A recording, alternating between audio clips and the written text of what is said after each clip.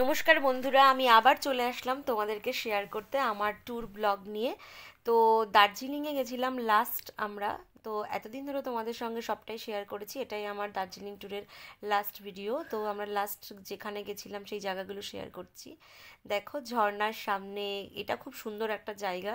তো আমি দার্জিলিংয়ে এই নিয়ে 3বার গেলাম, কিন্তু সত্যি কথা বলতে কি জানো তো, আমার 3 রকমের এক্সপিরিয়েন্স হয়েছে। মানে প্রথম যেবার গেছিলাম খুব শান্ত স্নিগ্ধ, খুব সুন্দর, ভালো লাগছিল।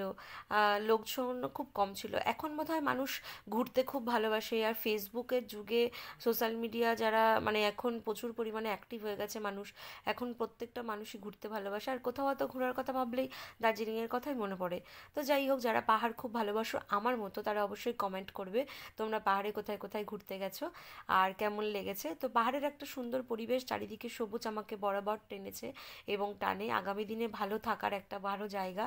তো যদি কখনো তোমরা ঘুরতে যাও দার্জিলিং, অবশ্যই মেলে যাবে। মেলে একটা অসাধারণ পরিবেশ থাকে। চারিদিকে আমি যখন আগে গেছি তখন খুব শান্ত ছিল, লোকের এত জনগণ মানে ছিল না, এত জ্যামজট ছিল না। কিন্তু যাই হোক, এখন প্রচুর পরিমাণে লোকজন এখানে থাকে। আমি জানি না যে হচ্ছে মানুষ সেই জায়গাটাতে কেন এত ভালোবাসে। আমারও ভীষণ ভালো লাগে এই জায়গাটা। কিন্তু একটা জিনিস খুব মানে ইয়ে ইয়ে লাগছিল, মানে অবাক লাগছিল।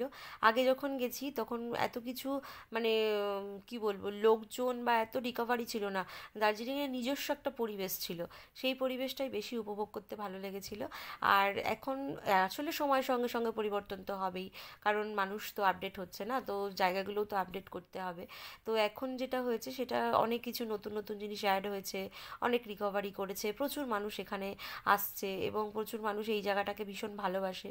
তো যাই হোক, এখানে আমরা যখন গেছিলাম ঠান্ডা খুব একটা বেশি ছিল না, খুব অল্পই ঠান্ডা ছিল। নর্মাল একটা সোয়েটার, পাতলা সোয়েটার পরলেই যথেষ্ট। কিন্তু জানো তো, সব থেকে আশ্চর্যজনক একটা ঘটনা, অল্প অল্প বৃষ্টি হচ্ছিল। মানে ওই টাইমটায় বৃষ্টি পড়ছিল। নর্মালি দার্জিলিং আমি 2বার বৃষ্টি পেয়েছি, আর একবার মানে সামান্য একটা ভালো, দারুণ একটা ঠান্ডা ছিল।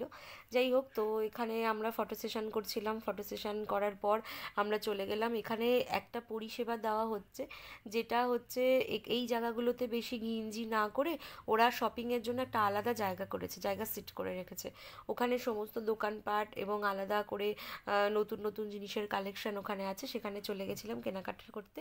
এবং দেখো, এটা হচ্ছে বাতাসিয়া লুপ। বাতাসিয়া লুপে একটা দারুণ ব্যাপার, যেখানে টয় ট্রেন আছে, আমরা টয় ট্রেন চড়েছিলাম, কিন্তু সেই ছবি দেওয়া হয়নি, তোমাদের সঙ্গে শেয়ার করা হয়নি। যাই হোক, তো এখানে একটা জিনিস আমার খুব ভালো লেগেছিলো, যে যতবার আমি দার্জিলিং গেছি এই ড্রেসটা আমি কোনোদিন পরিনি। আসলে কখনো হয় না যে সময়ের জন্য হয় না বা সুযোগ হয়নি, আমি দেখেছি পরবো, ইচ্ছা হয়নি এরকম। তো যাই হোক, এখানে হঠাৎ করেই ম্যাম বললো যে চলো প্রতিমা আমরা ওই ড্রেসটা পরি। তো আমরা সবাই ড্রেসটা পরেছিলাম এবং প্রচুর ছবি তুলছিলাম। ড্রেসটা পরার পরে খুব ভালো লাগছিল এবং চারিদিকে এত সুন্দর একটা পরিবেশ ছিল, হালকা মেঘ করেছিল এবং টিপটিপ করে বৃষ্টি পড়ছিল। মাঝে একবার জোরে বৃষ্টি এসেছিল। আমরা বাতাসিয়া লুপের যে স্টেশনটা আছে, ওই স্টেশন